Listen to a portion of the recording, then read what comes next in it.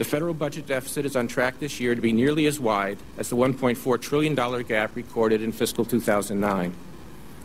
To an important extent, these extremely large deficits are the result of the effects of the weak economy on revenues and outlays, along with the necessary actions that were taken to counter the recession and restore financial stability.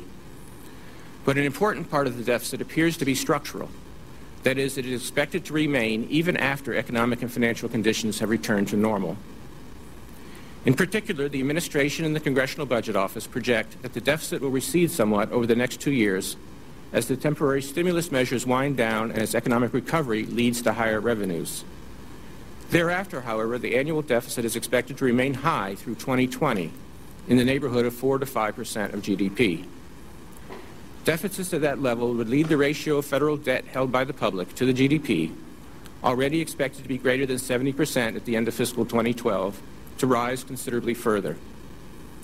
This baseline projection assumes that most discretionary spending grows more slowly than nominal GDP, that no expiring tax cuts are extended, and that current provisions that provide taxpayers relief from the alternative minimum tax are also not further extended.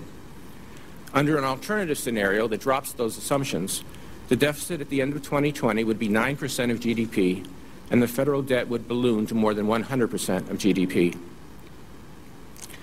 Although sizable deficits are unavoidable in the near term, maintaining the confidence of the public and financial markets requires that policymakers move decisively to set the federal budget on a trajectory towards sustainable fiscal balance. A credible plan for fiscal sustainability could yield substantial near-term benefits in terms of lower long-term interest rates and increased consumer and business confidence.